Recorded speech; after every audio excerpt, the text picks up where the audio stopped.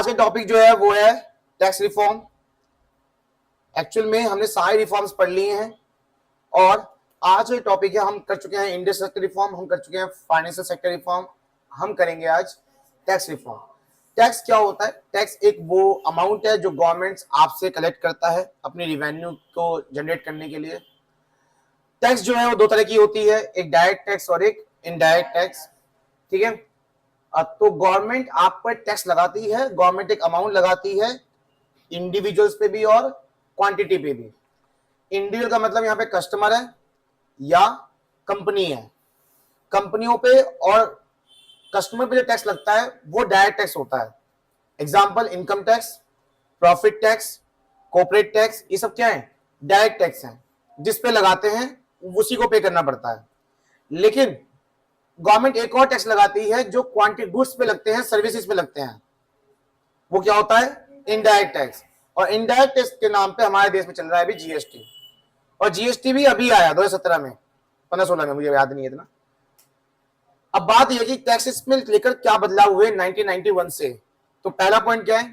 Reduction in taxes. Tax rate क्या कर दिए गए? कम कर दिए गए। टैक्स रेट कम करने से क्या फायदा हुआ? अच्छा, कौन सा टैक्स? डायरेक्ट और इनडायरेक्ट दोनों। अगर मैं बिना इसके क्या आने वाला है इसमें लिखा है, बिना इससे आने से पहले अगर बताऊं तो आप भी थोड़ा दिमाग लगाओ। टैक्स रेट कम होने से हुआ क्या? एमआरपी थोड़ी कम हो जाएगी। एमआरपी कम होने से क्या होगा? लोग ज्यादा खरीदेंगे और शायद भाव वाले लोग भी ज्यादा खरीदेंगे हमसे। अगर मैं बात करूं डायरेक्ट टैक्स की, इनकम टैक्स कम हो जाएगी तो क्या हो जाएगा? अगर मान लो 10 लाख आपकी इनकम है, उसमें आप 3 लाख पे टैक्स दे देते हो और इस बार 2 लाख दोगे तो आपकी सेविंग ज्यादा होगी। सेविंग ज्यादा होगी तो ज्यादा खर्च कर पाओगे, तो भी डिमांड बढ़ाओगे अपनी, है ना। सबसे इंपॉर्टेंट चीज यहाँ पे एक और है कि जब आपकी इनकम टैक्स कम हो जाएगी ना, तो आप रिवील करोगे अपनी इनकम को किसके सामने? गवर्नमेंट के सामने। पहले ज्यादा इनकम टैक्स था तो आप शायद इतना जमा नहीं करोगे, क्या ज्यादा जमा करेंगे तो ज्यादा टैक्स कट जाएगा। अच्छा, आप कमी टैक्स रेट है, चलिए काम में जमा कर देते हैं, पैसा सेव रहेगा, थोड़ा बहुत कटेगा कोई बात नहीं। तो पैसा कहाँ गया? बैंक में गया। जब बैंक में जाएगा तो पैसा कहीं लगेगा भी, मैं पढ़ा अपने बैंक के चैप्टर में। तो सारा जो फोकस है वो यही है। 1991 से there has been a continuously reduction in income tax, income and corporate tax, as high tax rate were an important reason for tax evasion. Tax aviation का मतलब ये होता है टैक्स रेट कम कर देना।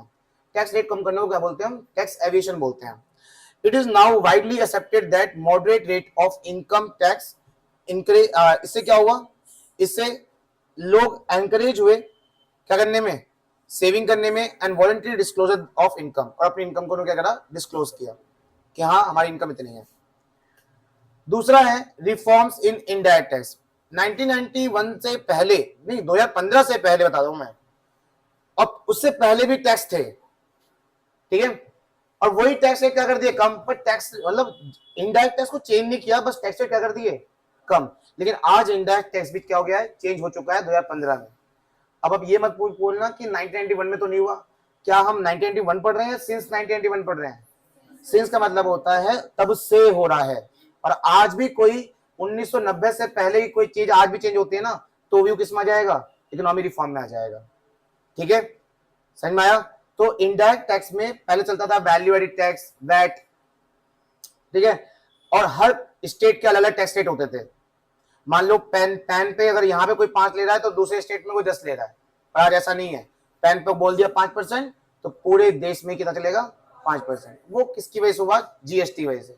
तो जीएसटी आ चुका है 2015-16 में, ठीक है। तो इनडायरेक्ट टैक्स में चेंजेस हुए हैं, और ये सब consider reform has been the made indirect taxes to facilitate establishment of a common national market for goods and commodities.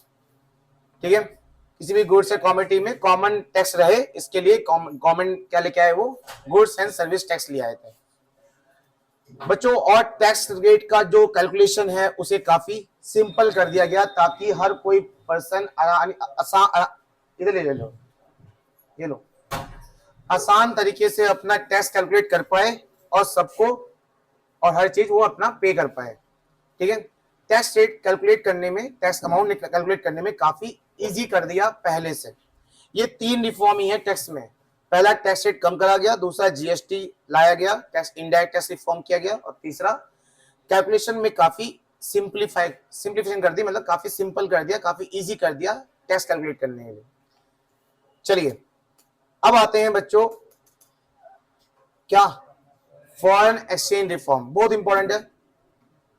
Foreign exchange मतलब पता है तुम्हें क्या होता है? फॉरेन एक्सचेंज मतलब foreign currency.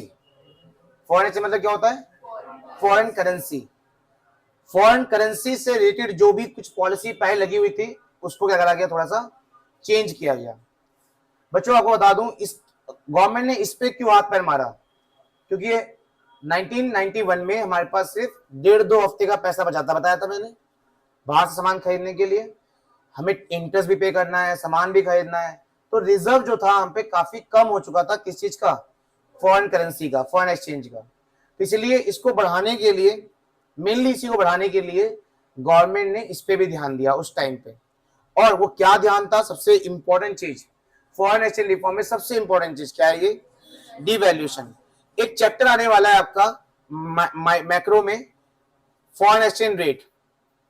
Foreign exchange rate एक चैप्टर है, उसमें आप इसको और अच्छे से पढ़ोगे कि डिवैल्यूएशन क्या होता है, डेप्रिसिएशन क्या होता है, एप्रिसिएशन क्या होता है, रीवैल्यूएशन क्या होता है। लेकिन मैं आपको शॉर्टली यहाँ पे एक नॉलेज दे देता हूँ कि डिवैल्यूएशन रुपी है क्या। ठीक है बच्चे, कंफ्यूज नहीं होना, ध्यान सुनना, क्योंकि यहाँ बच्चे बड़े कंफ्यूज रहते हैं। ध्यान सुनना एकदम अच्छे तरीके से। अगर $1 है और उस पे चल रहा है मान लो कितने रुपए, 50 रुपए, और यही $1 बाद में कितना हो जाए, 60 हो जाए, तो इसे हम बोलते हैं अपना नुकसान, क्योंकि आप लोग कमजोर पड़ रहे हो किसके आगे? डॉलर्स के आगे। तो बच्चे रेट बढ़ने से हमारी वैल्यू क्या होती है? वैल्यू मतलब रुपए में नहीं, उसके सामने औदा क्या हो जाएगी हमारी? कम हो जाएगी। किसके सामने? डॉलर के साथ। और दुनिया में कितनी ऐसी करेंसी हैं, अभी मैं सिर्फ डॉलर की बात कर रहा हूं। तो रेट बढ़ने से हमारी वैल्यू क्या होती है? कम हो जाती है। कैसे? खुद जो सोचो, पहले अगर आप $1 का सामान लेने के लिए आप कितने रुपए देते? आप कितने दे रहे हो? 1000 रुपए देना पड़ रहा है ना। तो कमजोर कौन हुआ? कमजोर मतलब वैल्यू डाउन। डाउन कब हुई? जब रेट बढ़े। अब रेट बढ़े हैं बच्चों, इसे या तो हम क्या बोलेंगे? डिवैल्यूएशन, या क्या बोलेंगे इसे? डेप्रिसिएशन। ये कब डिवैल्यूएशन बोलेंगे और कब डेप्रिसिएशन बोलेंगे अभी भी सुन लो। 1991 से पहले हम इसे सिर्फ क्या बोलते थे? डिवैल्यूएशन बोलते थे। लेकिन 1991 के बाद अगर ऐसा होता है तो हम डेप्रिसिएशन बोलते हैं। ऐसा क्यों? क्योंकि जब गवर्नमेंट कंट्रोल करते हैं रेट को, सुन लो ध्यान से, जब गवर्नमेंट कंट्रोल करते हैं रेट्स को, हाँ, तो गवर्नमेंट ही चेंज करती है, और गवर्नमेंट अगर चेंज करे तो उसे हम क्या बोलते हैं? डिवैल्यूएशन। पर आज 1991 के बाद, पता है 1991 के बाद ये हक गवर्नमेंट के पास नहीं है। ये होता है मार्केट की वजह से। आप गूगल पे चेक करो रेट क्या चल रहा है, 10 मिनट बाद चेक करना रेट क्या चल रहा है, चेंज हो जाएगा। क्या गवर्नमेंट ने करा? नहीं। आज इतना गुड्स हम बाहर से खरीदते हैं, वो हमसे खरीदते हैं, इतनी सर्विस हम बाहर से खरीदते हैं, वो हमसे खरीदते हैं, मतलब कई हर सेकंड कुछ ना कुछ चेंजेस होते जा रहे हैं। ठीक है, हर सेकंड कुछ ना कुछ हम खरीदते बेचते रहते हैं, इसलिए हर सेकंड रेट क्या होते रहते हैं।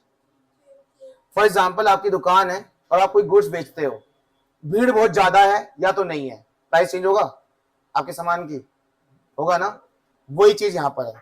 ठीक है, वही चीज यहां पर है। डॉलर का रेट हर सेकंड ऊपर नीचे होता है, सिर्फ किसकी वजह से? डिमांड और सप्लाई की वजह से, गुड्स की नहीं, डॉलर की।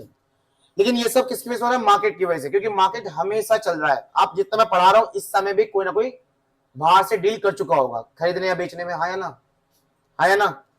तो इसीलिए रेट क्या होते हैं? ऊपर नीचे होते रहते हैं। ठीक है, लेकिन 1991 से पहले ये कौन करता था? गवर्नमेंट करते थे। कौन करता था? इसलिए गवर्नमेंट जब करती थी और गवर्नमेंट ने अगर रेट बढ़ा दिए तो क्या बोलते थे उसे? डिवैल्यूएशन। और आज अगर कम हो रहा, जब बढ़ रहा हो रेट, तो क्या बोलेंगे? क्योंकि मार्केट की वजह से डेप्रिसिएशन होता है। ठीक है, लेकिन अब क्वेश्चन ये बनता है गवर्नमेंट ने करा क्यों? गवर्नमेंट ने क्यों हमारा नुकसान करवाया? बच्चों नुकसान तो होता है, लेकिन इसमें एक फायदा भी है।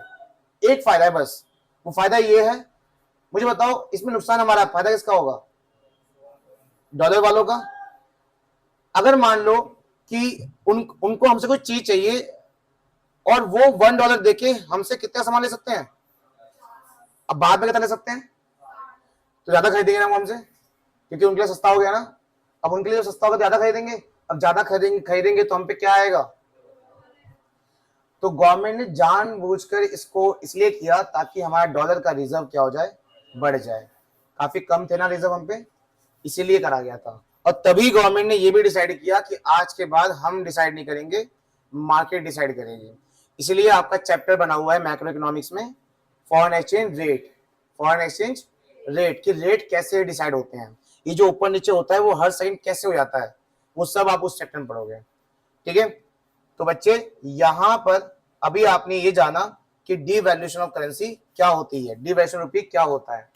तो इसमें क्या लिखा है, डीवैल्यूएशन रुपये the reduction in the value of domestic currency by the government ने हमारी वैल्यू मतलब पता ना औदा कम कर दिया है, क्या करके, रेट को बढ़ाकर।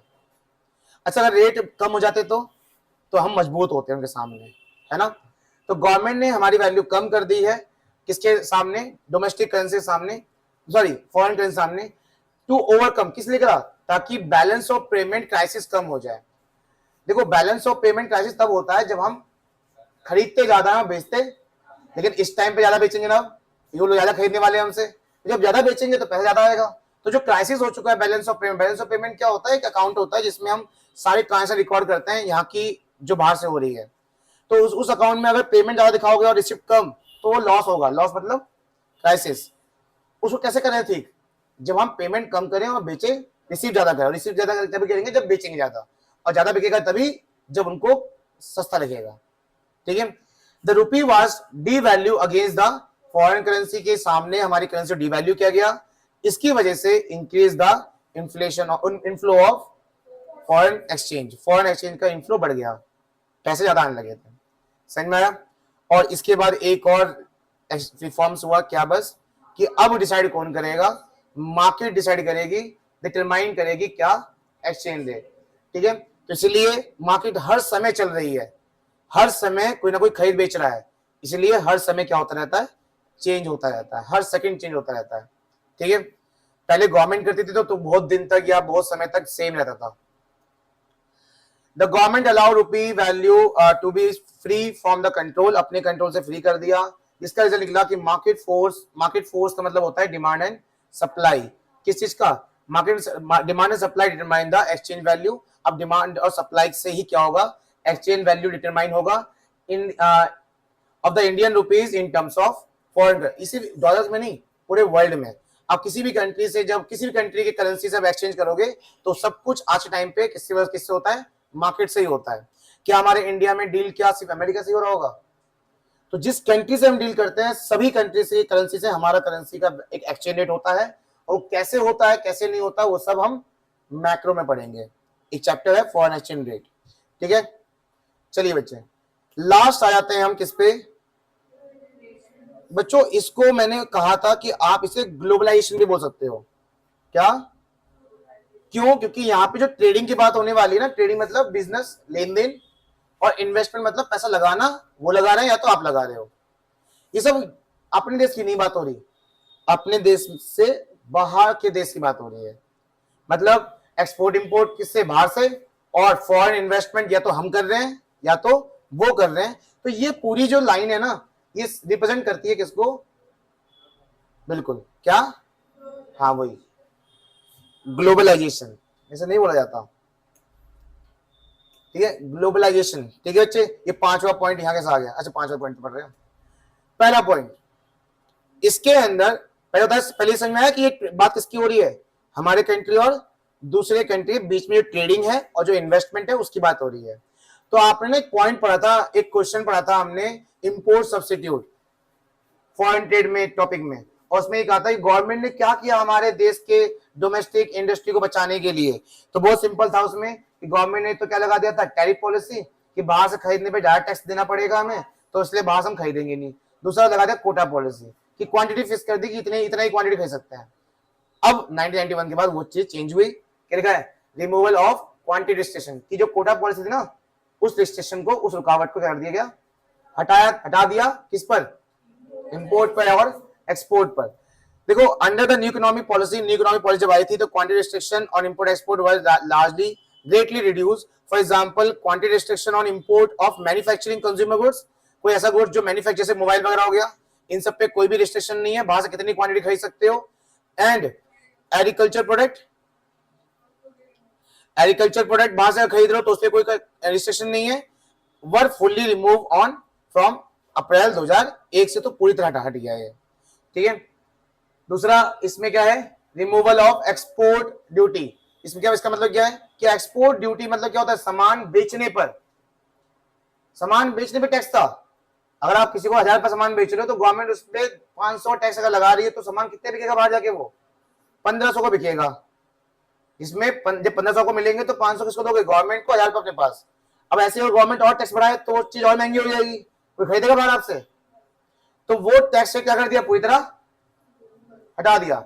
सामान बेचने पर टैक्स है ही नहीं. अलग से जो वो जीएसटी वाला तो है, लेकिन अलग से जो एक्सपोर्ट ड्यूटी होता है वो अब बिल्कुल नहीं है. Export duty were remove to increase the competitive position of Indian goods in the. अगर टैक्स हटेगा, ड्यूटी हटेगी, तो आपका प्रोडक्ट ज्यादा बिकेगा बाहर और आपके प्रोडक्ट का ब्रांड वैल्यू बाहर भी बढ़ेगा, कॉम्पिटिटर भी बढ़ेंगे बाहर, किसके, इंडियन मार्केट के. तो यहां पे इसी मकसद के कारण टैक्स रेट ड्यूटी हटा दी गई सामान बेचने पर. बात बाहर की हो रही है ना. फिर आता है सामान खरीदने पे टैक्स रेट हटाया नहीं, हटा दिया क्या, हटा हुआ लिखा हुआ है, क्या करा गया है, रेट कम कर दिए गए. सामान खरीदने पे आज भी टैक्स है पर पहले से टैक्स कम कर दिया गया. ठीक है बच्चों, पहले ज्यादा क्यों बढ़ा रखा था, कुछ पता है आपको? सामान खरीदने पे बाहर से सामान खरीदने पे ज्यादा टैक्स क्यों लगा रखा था पहले, ये बाद में क्यों कम करा गया, पहले क्यों नहीं कम करा था? कि पहले ना हमारा देश इतना डेवलप नहीं था और हम डर रहे थे कहीं ना कहीं अगर सामान हम बाहर से खरीदते हैं और पूरी तरह उससे ही उनसे खरीदते रहेंगे तो फिर से हम किस पे डिपेंड हो जाएंगे, फॉरेन कंट्री पे. और अभी ऐसी तो उससे तो निकले हम. ये जो ब्रिटिश गवर्नमेंट का राज चला था वो ऐसे चला था, वो हम पे सामान खरीदने आए और सामान खरीदते खरीदते पूरे देश में उन्होंने राज किया. तो उसी डर की वजह से सामान खरीदने पे क्या लगा रखा था, हैवी टैक्स लगा रखा था. लेकिन जब 1991 में पता चल गया ना हमारी देशी पॉलिटिक्स चीजों को कि अब हम इतने समझदार हो गए हैं कितना डिपेंड होना है कितना नहीं होना, तब जाके टैक्स रेट क्या कर दिए, थोड़े से कम कर दिए. समझ में आया? अरे सामान बेचने पे हैवी टैक्स क्यों लगा रखा था, बाद में हटा क्यों दिया? इसलिए लगा रखा था ताकि हमारे जो यहाँ प्रोड्यूसर हैं वो अपने देश में ना बेचे, कहाँ बेच रहे थे, बाहर बेच रहे थे. अब जब हमारे यहाँ नहीं बेचेंगे, बाहर बेचेंगे तो हमारे यहाँ गुड्स की शॉर्टेज हो जाएगी और शॉर्टेज होने पे हमारे यहाँ वो गुड्स क्या होगा, महंगा हो जाएगा. ज्यादा कमाने के चक्कर में वहां भेज रहे थे, इसलिए उन पे भी क्या लगा दिया था गवर्नमेंट ने, टैक्स. अब प्रोडक्शन इतनी ज्यादा होने लगी थी, बाद में होगी, यहाँ भी बिकेगा बाहर भी बिकेगा, इसलिए बाहर वालों से टैक्स हटा दिया गया. ठीक है, तो ये पुराने कुछ कारण रहे हैं जिसकी वजह से टैक्स लगाए गए थे और हटाए भी गए. फिर है, तुम अगर बाहर सामान खरीदते हो तो पहले इस पे भी लाइसेंस सिस्टम था पर बाद में इसको भी हटाया नहीं, रिडक्शन कर दिया गया. कुछ चीजों पे आज भी लाइसेंस है अगर आप बाहर से खरीदते हो.